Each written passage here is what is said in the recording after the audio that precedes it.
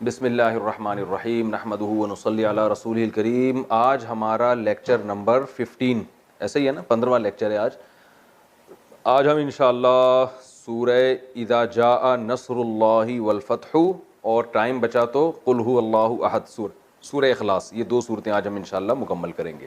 تو سب سے پہلے اذا جاء، پہلے ہم اس کا جیسے ہمارا ایک طریقہ ہے کہ اس کو گرامر کے لحاظ سے حل کریں گے، اس کے بعد انشاءاللہ اس کی تفسیر ہوگی۔ اذا کا معنی ہوتا ہے جب۔ اذا کا معنی کیا ہے؟ جب۔ when انگلش میں کیا ہے؟ جب۔ یہ بہت استعمال ہوا ہے قرآن مجید میں اذا کا لفظ۔ جاء، جاء اصل میں تھا جاء، ضربا کی طرح۔ کیا تھا؟ جاء ضربا۔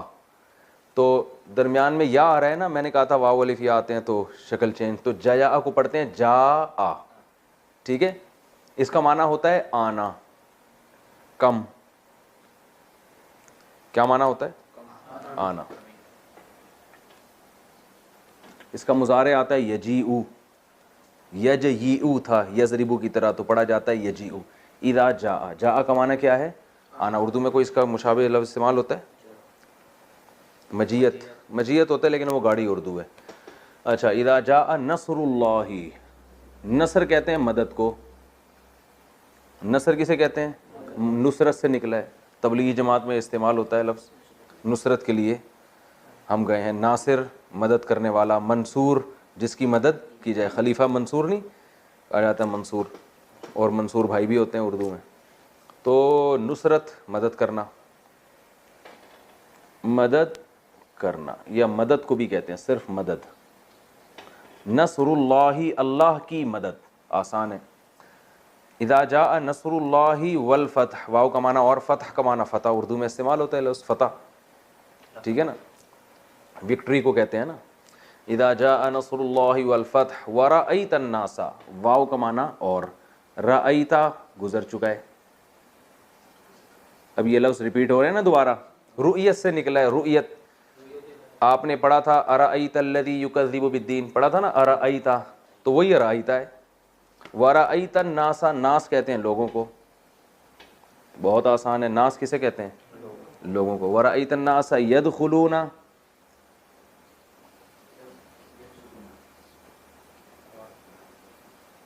ینصرون کی طرح، بہت آسان، مسئلہ ہی کوئی نہیں۔ داخلے سے بھائی ہمارے بچے کا بھی داخلہ کروا دیں، انٹری کروا دیں، تو انٹری کو کیا کہتے ہیں؟ داخل، دخول۔ یدخلون ینصرون کی طرح، تو یدخل، یضرب یضربانی یضربونا، ٹھیک ہے نا؟ تو یدخل یدخلانی یدخلون، داخل ہوتے ہیں وہ۔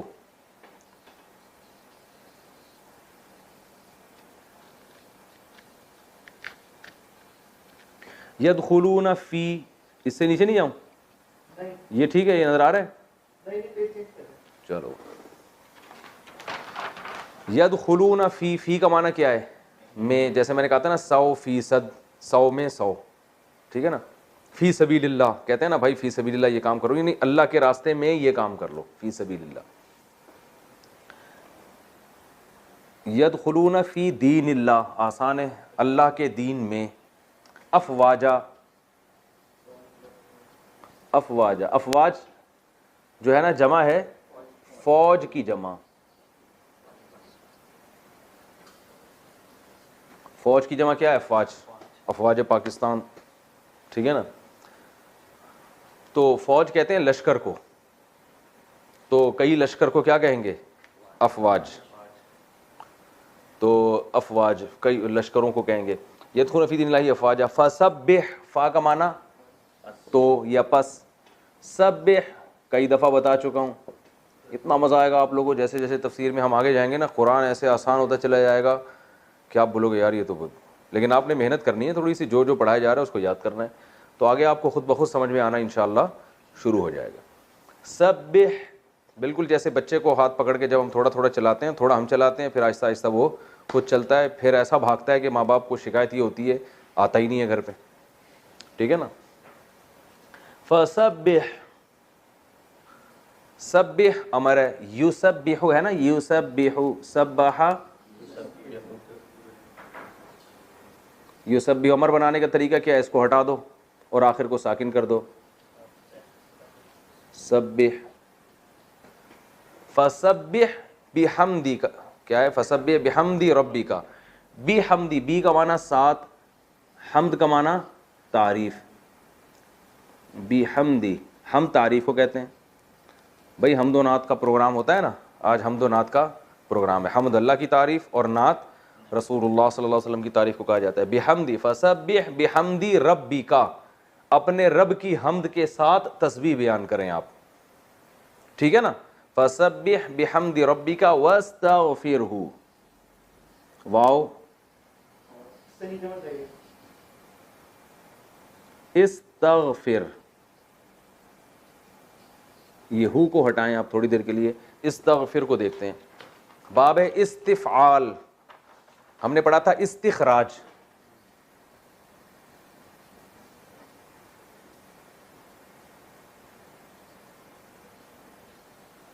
استخراج، باب استفعال ہے نا. ماضی کیا آتا تھا؟ استخرجا، مضارع یستخرجو. تو استغفار، استغفار مغفرت طلب کرنا، اردو میں استعمال ہوتا ہے استغفار، مغفرت طلب کرنا، معافی طلب کرنا. تو یہ استغفرا،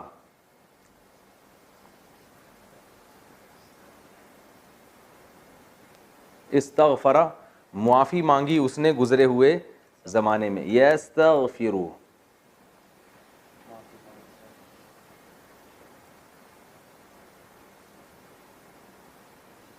معافی مانگتا ہے یا مانگے گا وہ ایک مرد.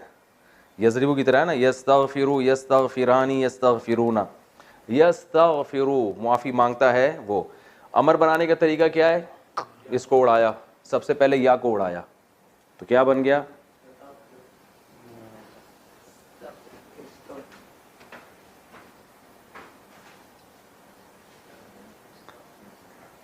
استغفرو. دوسرا اسٹیپ کیا ہے؟ را کو ساکن کر دیا.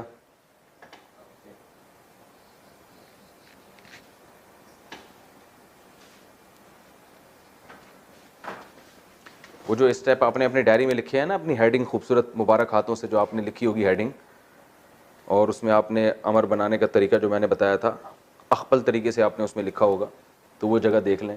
دوسرا اسٹیپ کیا؟ آخر کو ساکن. پھر پہلا لفظ اگر ساکن ہے تو شروع میں حمزہ، تو وہ بن گیا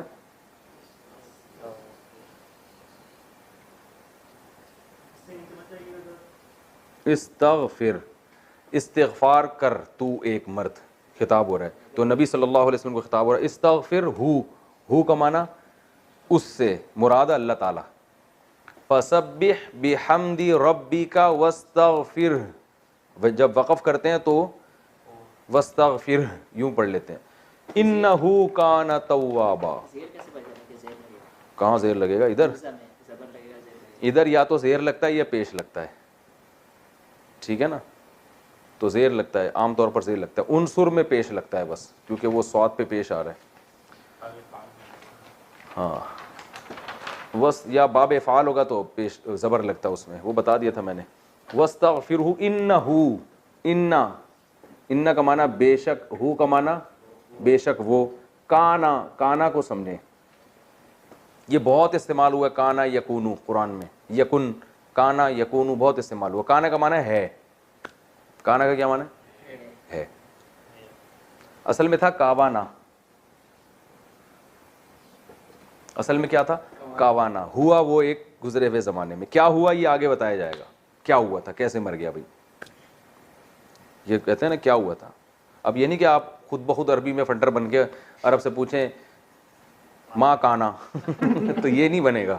تو ہم تو آپ کو لغت میں اتنی مہارت تھوڑی دلا رہے ہیں، ہم تو صرف قرآن سمجھانے کے لیے. تو ان فارمولوں کو آپ خود سے فٹ کر کے عربی بولنا نہ شروع کر دیں، کیونکہ پھر آپ پٹیں گے تو پھر آپ بلا وجہ ہمیں پکڑیں گے. مفتی صاحب نے ہمیں بھی بتایا تھا، وہی ہے نا کہ وہ واٹ از، کسی نے کہا ایک آدمی ہوٹل پہ کیا کہہ رہے ہیں واٹ از، کیا کیا ہے یہاں پہ کھانے والے سے پوچھ رہے ہیں. What what is. تو یہ والی عربی نہ کہیں بولنا شروع کر دیں. لیکن بہرحال کانا کا مطلب کیا ہوتا ہے؟ ہوا. یہ ماضی ہے، کوانا ضربا کی طرح. اور مضارع استعمال ہوتا ہے یکونو.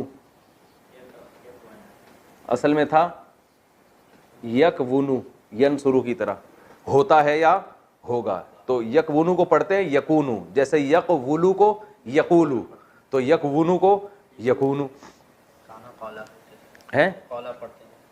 ہاں جیسے قوالا کو قالا پڑھتے ہیں تو کوانا کو کانا پڑھتے ہیں. اچھا بھائی، انہو کانا، کانا کا معنی ہے وہ. کیا ہے؟ آگے آ رہا ہوتا ہے اس کا تذکرہ. کیا ہے وہ؟ جیسے از ایسے ہی تھوڑی استعمال ہوتا ہے. وہ کچھ نہ کچھ تو لگے گا نا. ہی از بیچلر، یا ہی از مین، یا ہی از شی از ویمن، کچھ تو لگتا ہے نا. تو یہ خود سے نہیں ہوتا کچھ، اس کے آگے یہ ہوتا ہے کہ وہ کیا ہے. اس بندے کا تذکرہ ہوتا ہے، اور وہ جو چیز ہے وہ اس کا تذکرہ ہوتا ہے. تو انہو بے شک وہ اللہ، کانا ہے، توابا، تواب، توبہ سے نکلا ہے. یہ تواب کس سے نکلا ہے؟ توبہ سے. تو توبہ کا اس میں فاعل آئے گا تائب، قاتل کی طرح، توبہ کرنے والا. تواب اس کا صیغہ مبالغہ ہے. فعال کا جو وزن ہے نا، یہ بھی مبالغہ کے طور پر استعمال ہوتا ہے. جیسے میں نے بتایا تھا نا، غفار، ستار، وہاب بہت زیادہ عطا کرنے والا، ستار بہت زیادہ پردہ ڈالنے والا، غفار بہت زیادہ معاف کرنے والا، منان بہت زیادہ احسان کرنے والا. تو تواب بہت زیادہ توبہ کرنے والا. اب یہ جو توبہ کا لفظ ہے، جب اس کی نسبت انسان کی طرف ہوتی ہے تو اس کا مطلب ہوتا ہے بہت توبہ کرنے والا، اور جب اللہ کی طرف ہوتی ہے تو اس کا مطلب ہوتا ہے بہت زیادہ توبہ قبول کرنے والا. سمجھ میں آ رہی ہے بات؟ تو تواب توبہ بہت زیادہ قبول کرنے والا. اب لوگ پریشان ہوں گے، تواب ہونا چاہیے، توابا کیوں ہے؟ تو یہ گرامر کی پیچیدگی ہے، اس میں جائیں گے تو بلا وجہ پریشان ہوں گے، تو اس میں جانے کی ضرورت نہیں ہے. انہو کا جو خبر ہے نا وہ منسوب ہوتی ہے انہ کی، انہو سوری کانا کی خبر ہے. اب کانا کی خبر میں پھر پریشان ہوں گے. بس تواب توابا ایک ہی مطلب ہے. انہو کانا توابا. سورت کمپلیٹ ہو گئی. اس کے بعد قل هو اللہ احد ہے. تو دونوں صورتوں کو میں ابے اس کے بعد تو سورہ لہب ہے. ہاں سورہ لہب ہے اس کے بعد. اذا جاء نصر اللہ کے بعد سورہ لہب ہے نا، تو اب سورہ لہب کو بھی ہم پڑھ لیتے ہیں، تو پھر دونوں کی تفسیر ایک ساتھ ہو جائے گی. ٹائم کتنا ہے؟ 28 منٹ ہو گئے. ابھی تو بہت ٹائم ہے. سورہ اخلاص نہیں ہے، سورہ لہب ہے. تبت یدا ابی لہب وتب. تبت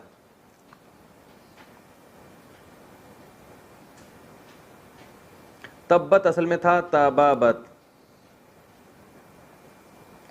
تبابت، تبابا ضربا کی طرح، تبابا تبابا تبابو، تبابت تبابتا تبابنا. تو تبابت ٹھیک ہے نا. چھینکیں آ رہی ہیں. تبابت اس کا معنی ہے ہلاک ہونا. تو اس کا معنی کیا ہوگا؟ ہلاک ہونا. تو تبابت کا معنی ہو ہلاک ہوئی وہ ایک عورت. تو وہ ایک عورت سے مراد اصل میں ید، آگے ید، ہاتھ ٹوٹ گئے، ہاتھ ہلاک ہو گئے یا ہاتھ ٹوٹ گئے. تو ہاتھ بھی عربی میں مؤنث ہے، تو اس لیے اس کے لیے مؤنث کا صیغہ ہے. میں نے بتایا تھا نا، چیزیں بھی مذکر مؤنث ہوتی ہیں. جیسے ہم کہتے ہیں کتاب رکھی ہوئی ہے، پین رکھا ہوا ہے، حالانکہ پین کو مذکر بنا دیا، کتاب کو مؤنث. تو کوئی اس کی وجہ نہیں ہمارے، لیکن زبان میں ایسا ہوتا ہے. تو عربی میں بھی ایسا ہی ہوتا ہے. کچھ الفاظ ہیں جن کے لیے مؤنث کے صیغے، کچھ کے لیے مذکر کے. تو تبابت دو حرف ایک جیسے آ گئے. تو میں نے کہا تھا جہاں دو حرف ایک جیسے آتے ہیں کچھ نہ کچھ گڑبڑ ہو جاتی ہے. تو تبابت کو بنا دیا تبت. کیا بن گیا؟ تبت. یدا، ید جو ہے نا، ید ہاتھ کو کہتے ہیں، ہینڈ.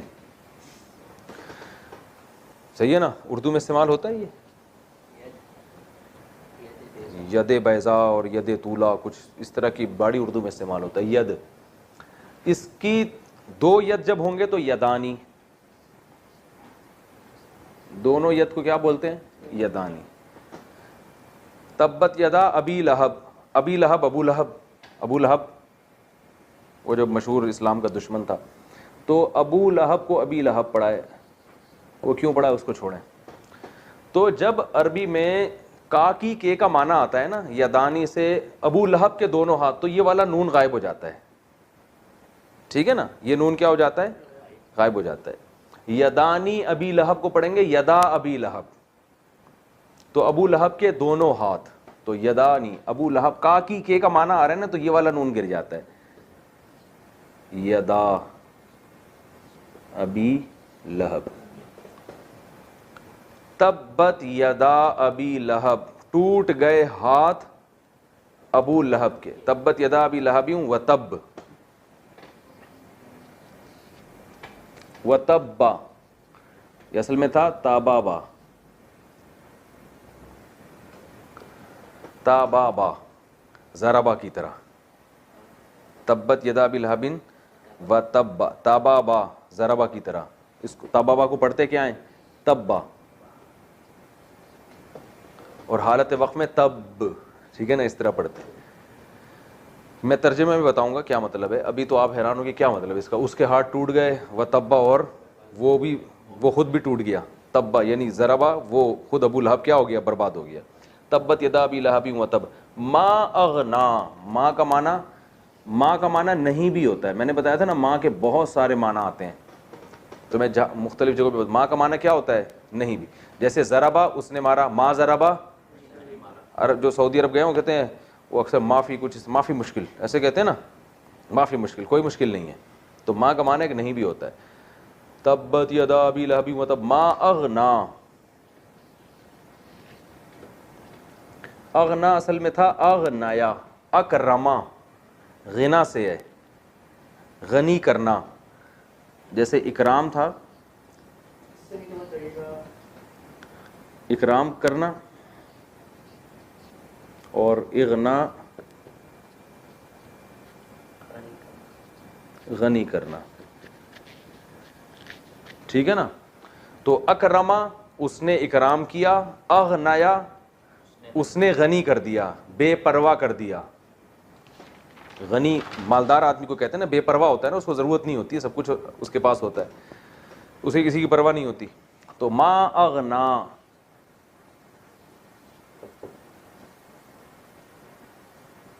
اغنایا کو اغنا پڑھتے ہیں. ما اغنا عنہ, عن کا معنی سے, ہو کا معنی اس سے. مالہ, مال کا معنی مال, مالہ اس کا مال. ما اغنا نہیں غنی کیا, ہو اس ابو لہب سے, مالہ اس کے مال نے. تو یہاں اس کا با محاورہ ترجمہ کرتے ہیں نہیں فائدہ پہنچایا. مال کا کام ہوتا ہے غنی کر دینا, آپ کو بے پرواہ کر دینا, آپ کو کسی کی ضرورت نہیں رہتی. تو اللہ فرماتے ہیں اس کے مال نے اس کو غنی نہیں کیا, بے پرواہ نہیں کیا, یعنی یہ پھر بھی مصیبت میں پھنس گیا, یہ مطلب ہے. تو اس کا ہم جب بھی قرآن میں ما اغنا آئے گا نا, تو آپ اس کا ترجمہ رکھیں فائدہ نہیں پہنچایا. اس کا آسان ترجمہ کیا ہوگا, فائدہ نہیں پہنچایا.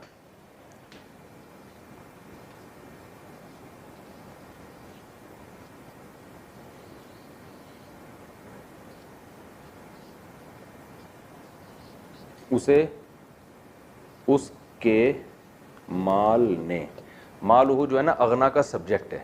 ما اغنا عنہ مالہ و ما, واو کا معنی اور, ما کا معنی وہ چیز. دیکھیں یہاں ما کا معنی نہیں ہے, یہاں کا ما کا معنی الذی ہے.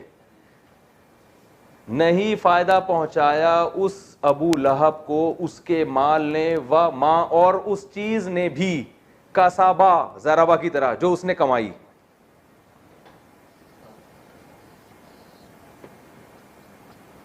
کسب کا معنی کمانا, کسبا اس نے کمایا.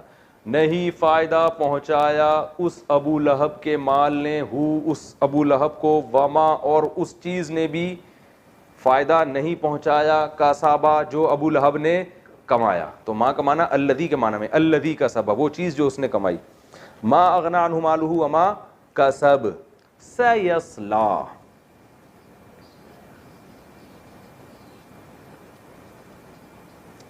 سیصلی اصل میں تھا یسلیو,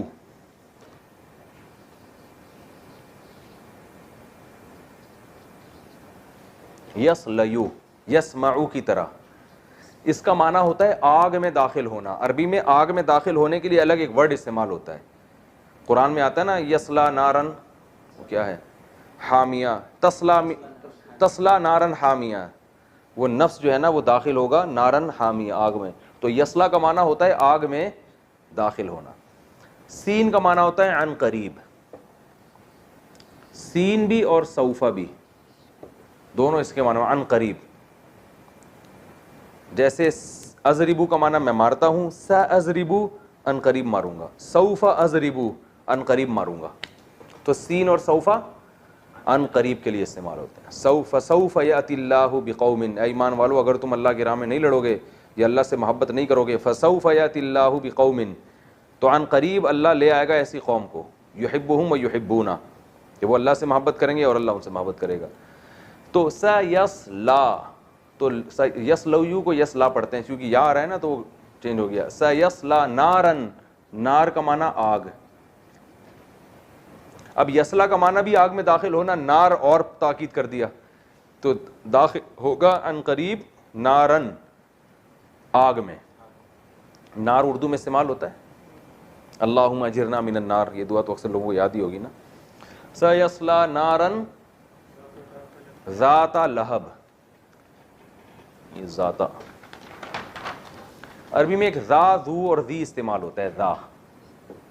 ذا, ذو اور ذی, ان تینوں کا معنی ہوتا ہے والا. کیا معنی ہوتا ہے؟ والا. جیسے ذو مال, کہتے ہیں ذو معنی الفاظ استعمال کر رہے ہو, یعنی کئی معنی والے الفاظ استعمال کر رہے ہو, ٹھیک ہے نا. ذو النورین حضرت عثمان کو کہا جاتا ہے, دو نور والے. ذو مال, مال والا. ذا مال, ذی مال. ذی وجاہت, ذی شان, کیا خاندانی مثال دی ہے. پین کا ڈھکن نیچے گر گیا, اس نے کہا اس کو اتنا جوش آیا, اس نے کہا بڑی. ذی شان نام ہوتا ہے نا انسانوں کا, ذی شان, شان والے. ذی شان بھائی تشریف لائیے. اور ذوالفقار, ٹھیک ہے نا, فقار والا, وہ ریڑھ کی ہڈی کے, اس کو وہ بھی, اس کو تو فقار کہتے ہیں. ذوالقرنین, قرن کہتے ہیں سینگ کو یا کنارے کو, قرنین دونوں کناروں والا, کیونکہ انہوں نے مشرق اور مغرب دونوں طرف ذوالقرنین گئے تھے نا, تو اس لیے ان کو دو کناروں والا کہا جاتا ہے. ذوالقرنین.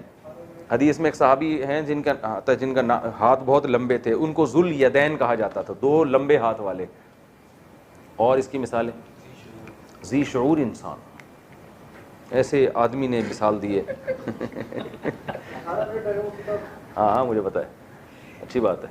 تو ذی شعور, اور کیا ایک اور ہے, ذی روح, کسی ذی روح چیز کو تکلیف نہ پہنچاؤ, روح والی ہو گئی نا ذی روح. تو ذو ذا دی ہے اسی معنی میں. اس کی مؤنث آتی ہے ذات, اس کی مؤنث کیا آتی ہے, یعنی وہی چیز اگر مؤنث ہوگی تو ذات. ذاتو مالن, مال والی. ذا مال, ذو مال, مال والا. ذی شعور, شعور والا. ذاتی شعور, شعور والی. آ رہی ہے بات سمجھ میں؟ اب بھی سمجھ میں آئے تو پھر رہنے دیں, بس یہ آخری لیکچر سمجھ کے پڑھیں, پھر آ جائے گا انشاءاللہ. سیصلا نارن ذاتا لہب. نار عربی میں مؤنث ہے, تو ذا لہب کے بجائے ذاتا لہب. لہب کہتے ہیں انگارے کو. لہب عربی میں کسے کہتے ہیں؟ آگ کا انگارہ. یہ اردو میں استعمال نہیں ہوتا, انگارہ آگ کا. سیصلا نارن, یا بھڑکنے والی آگ کو بھی کہتے ہیں. سیصلا نارن ذات لہب وامرأتہ, واو کا معنی اور, امرأہ عربی میں امرأہ کہتے ہیں عورت کو. کسے کہتے ہیں؟ عورت کو. مر کسے کہتے ہیں؟ مرد کو. مر کہتے ہیں مرد کو. اردو میں ایسا ہوتا ہے مروت, کہتے ہیں نا یار آپ میں ذرا بھی مروت نہیں ہے, یعنی مردانگی نہیں ہے. ایک تو مروت کوچ بھی ہے نا پاکستان کراچی میں چلتی ہے, اس کو بھی لوگ مروت کوچ پڑھتے تھے. تو مروت کہتے ہیں نا یار, تھوڑا سا مروت ہوتی ہے انسان میں. کیا مطلب مردانگی؟ مردانگی کا مطلب یہ ہے کہ یعنی کوئی غیرت اور کچھ, مرد کو اپنی غیرت کا خیال ہوتا ہے نا, تو مروت مرد، مر سے نکلا ہے. مر کسے کہتے ہیں عربی میں؟ مرد کو کہتے ہیں. اور امرأتن عورت کو، امرأتن عورت کو کہا جاتا ہے. تو قرآن میں آتا ہے سیصلا نارن، داخل ہوگا وہ ابو لہب آگ میں، ذات لہب بھڑکنے والی، ذاتا کا معنی والی، بھڑکنے والی آگ. وامرأتہ اور امرأتہ اس کی بیوی بھی، وامرأتہ حمالۃ الحطب، حمالہ زبردست. حمل کسے کہتے ہیں؟ اٹھانے کو. حملہ یحملو، حملہ ضربہ کی طرح، یحملو یضربو کی طرح. اس کا معنی تھا اٹھانا. حمل، حاملہ عورت جس کے جو ہے نا بطن میں بچہ ہوتا ہے تو اس کو بھی کیا کہتے ہیں؟ حاملہ. تو حمل کا معنی اٹھانا، حامل اٹھانے والا. اور صیغہ مبالغہ ہے، جیسے غفار غافر سے، ساتر سے ستار، ابھی کئی مثالیں آئیں نا. واہب ہبہ کرنے والا، وہاب. تو حامل، حمال. اور آگے تا لگا دو تو عورت کے لیے حمالہ، ٹھیک ہے نا. حمالہ اٹھانے والی، یعنی محنت سے کوئی چیز اٹھانے والی. حمالۃ الحطب، حطب عربی میں جنگل کی لکڑیوں کو کہتے ہیں. جو جنگل سے لکڑیاں لوگ چن کے لاتے تھے نا، اس کو حطب کہا جاتا ہے. جنگل کی لکڑیاں کہہ لو آپ، جن کو جلانے کے لیے لاتے تھے.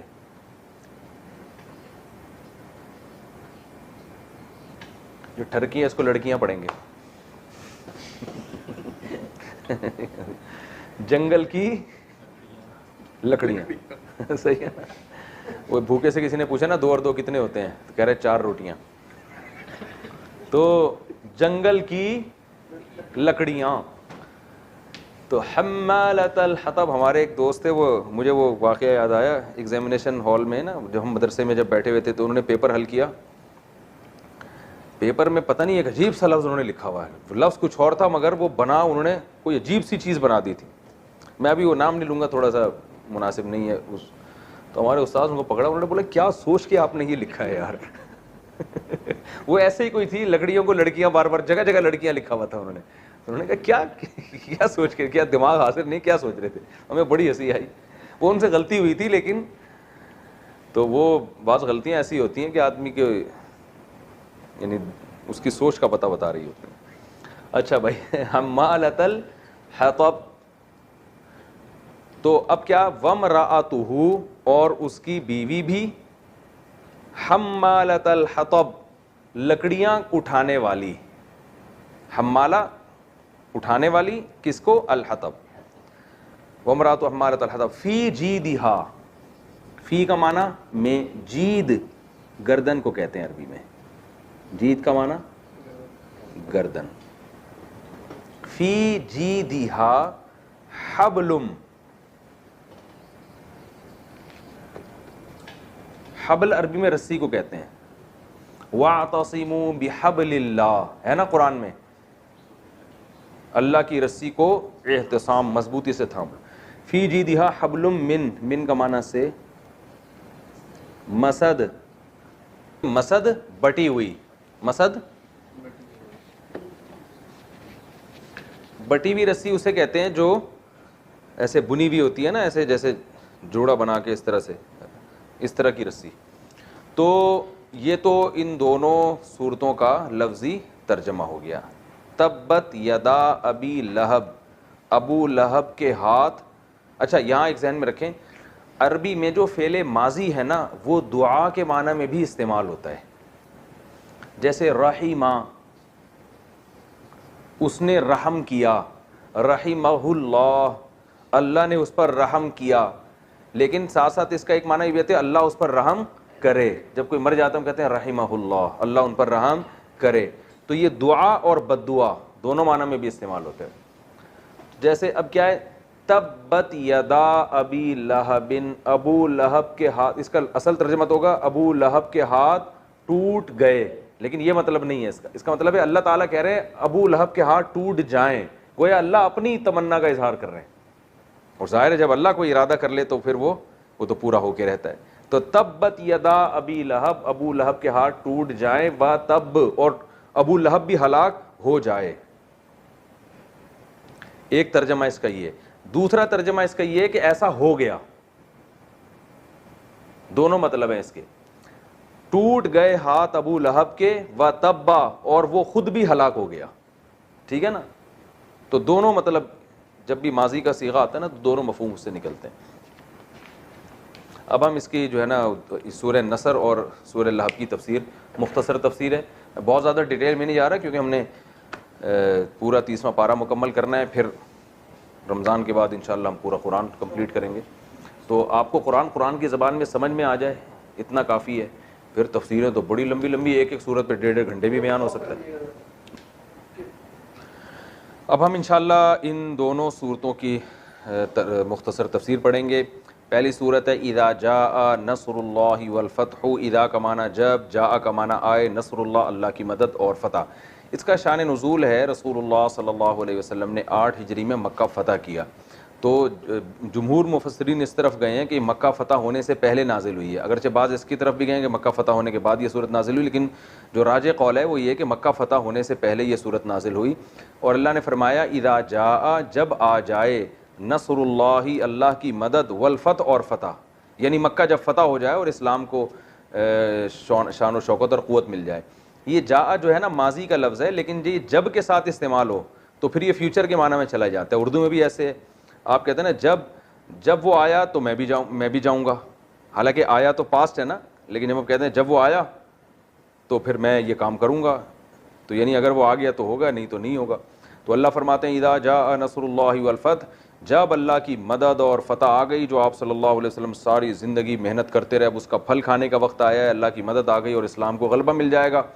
اذا جاء نصر اللہ والفتح ورأیت الناس، اور آپ دیکھ لیں لوگوں کو، یدخلون، کہ وہ داخل ہو رہے ہیں، فی دین اللہ اللہ کے دین میں، افواجا، فوج در فوج، لشکر کے لشکر.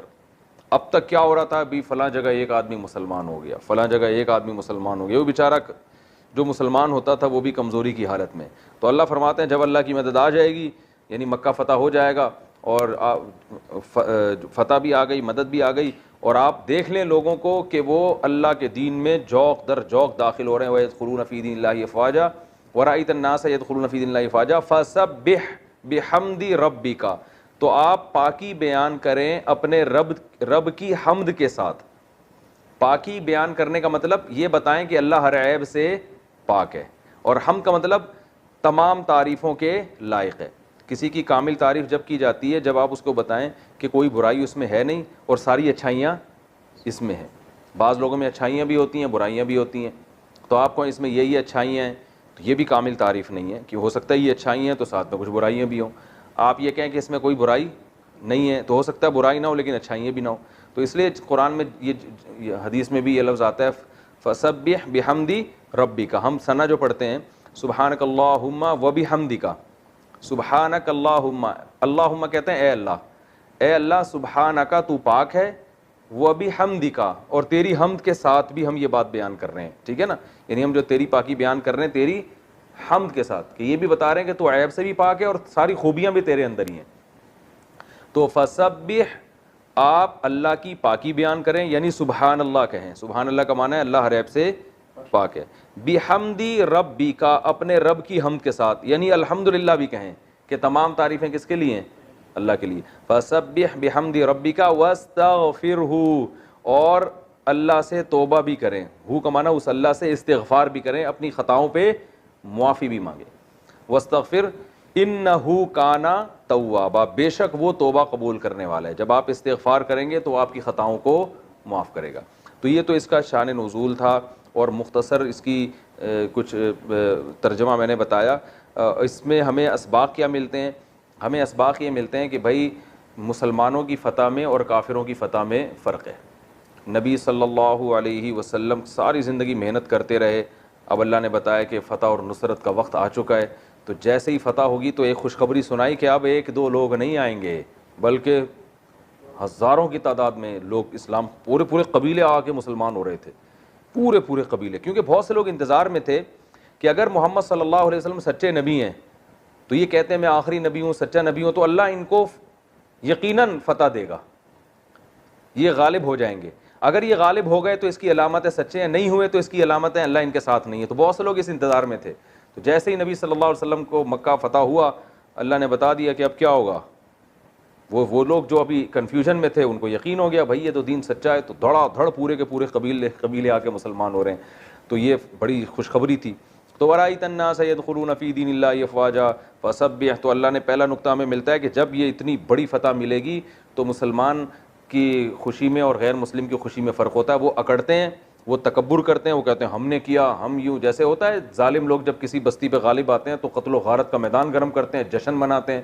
تو ہمیں حکم دیا گیا کہ آپ نے اپنے رب کی اور تعریفیں کرنی ہیں اور اس کی پاکی اور بیان کرنی ہے، اور خوشی کا اظہار اس طرح سے کرنا ہے کہ اللہ تیری توفیق سے ہوا ہے۔ تبھی حدیث میں آتا ہے نا، ایک روایت میں آتا ہے کہ جب گئے تو اکڑ کے داخل نہیں ہوئے مکہ میں، بلکہ سر جھکے ہوئے تھے ان کے۔ تو ایسے یہ تاریخ میں ایسی پہلی مثال ملتی ہے کہ آپ اتنے عرصے بعد کسی علاقے کو فتح کریں جس سے آپ کو نکالا گیا ہو، فاتح بن کے داخل ہو اور عاجزی کے ساتھ داخل ہو۔ فَسَبِّحْ بِحَمْدِ رَبِّكَ وَاسْتَغْفِرْ، اور اپنی کوتاہیوں پہ معافی، نبی سے گناہ نہیں ہو سکتا، خلاف اولا کام ہو سکتا ہے کہ بھائی بہتر یہ تھا لیکن اس کے خلاف ہو گیا، تو گناہ نہیں ہو سکتا۔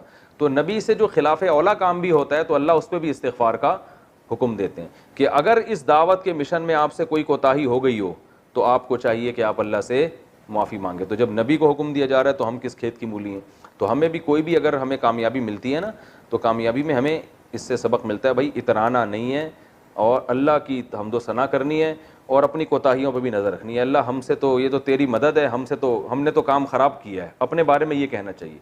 آج الٹا معاملہ ہو رہا ہے، کام کیا نہیں ہوتا اور اپنی طرف ہم نے کیا ہے، ٹھیک ہے نا، ہم نے کیا، یہ سب میری محنت کا نتیجہ ہے۔ تو ایک سبق تو ہمیں ملتا ہے۔ دوسرا سبق اس حدیث سے، اس سورت سے ہمیں یہ ملتا ہے جو عبداللہ بن عباس رضی اللہ تعالیٰ عنہ کا واقعہ۔ عبداللہ بن عباس حضرت عباس کے بیٹے تھے، 9 عمر تھے۔ حضرت عمر ان کو اپنی محفل میں بٹھایا کرتے تھے۔ تو بعض صحابہ کو اشکال ہوا کہ اتنے بڑے بڑے صحابہ بیٹھے ہیں اور آپ ایک نوجوان کو اپنی محفل میں بٹھاتے ہیں، کم عمر کو۔ حضرت عمر یہ نہیں بتانا چاہتے تھے ان کی علمی حیثیت بہت ہے۔ تو حضرت عمر نے ایک سوال پوچھا سب سے کہ بتاؤ اذا جاء نصر اللہ والفتح، یہ والی صورت میں ہمیں کیا پیغام مل رہا ہے؟ تو کسی نے کہا اس میں یہ پیغام مل رہا ہے کہ مکہ فتح ہو جائے گا، کسی نے کہا اس میں خوشخبری مل رہی ہے کہ لوگ فوج در فوج داخل ہونے والے ہیں، کسی نے کہا اس میں استغفار کی فضیلت ہے۔ عبداللہ بن عباس سے پوچھا، انہوں نے فرمایا کہ اس میں بتا دیا گیا کہ رسول اللہ صلی اللہ علیہ وسلم دنیا سے جانے والے ہیں۔ کیوں؟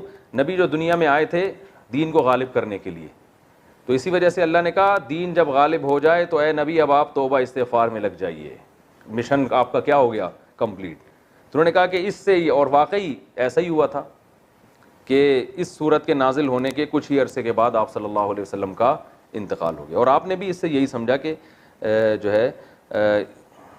ہے یہ اب میرے دنیا سے جانے کا وقت آ گیا، کیونکہ جو مشن آپ صلی اللہ علیہ وسلم کو دیا گیا تھا وہ مشن کمپلیٹ ہو گیا۔ تو اس کے بعد جو ہے نا 8 ہجری میں مکہ فتح ہوا، 10 ہجری میں آپ نے حج کیا ہے، حجۃ الوداع ہوا ہے، اور 11 ہجری میں آپ صلی اللہ علیہ وسلم کا، یعنی یہ جو حجۃ الوداع ہوا ہے نا یہ تو ذی الحجہ میں 9 تاریخ کو، اور اگلے ہی سال ربیع الاول میں آپ صلی اللہ علیہ وسلم کا انتقال ہو گیا۔ تو عبداللہ بن عباس نے اس وقت یہ سمجھ گئے تھے کہ اب نبی صلی اللہ علیہ وسلم دنیا سے جانے والے ہیں۔ تو یہ بھی ہمیں اس سے سبق ملتا ہے، ٹھیک ہے نا۔ تو اور اب جو ہے اگلی صورت ہے سورہ لہب، تو اب اس کے لیے ٹائم باقی نہیں بچا ہے، وہ انشاءاللہ پھر ہم کل اس کی تفسیر پہلے بیان ہوگی سورہ لہب کی، اور اس کے بعد پھر ہم اگلی سورہ اخلاص قل هو اللہ احد وہ پڑھیں گے انشاءاللہ۔ وما علینا الا البلاغ۔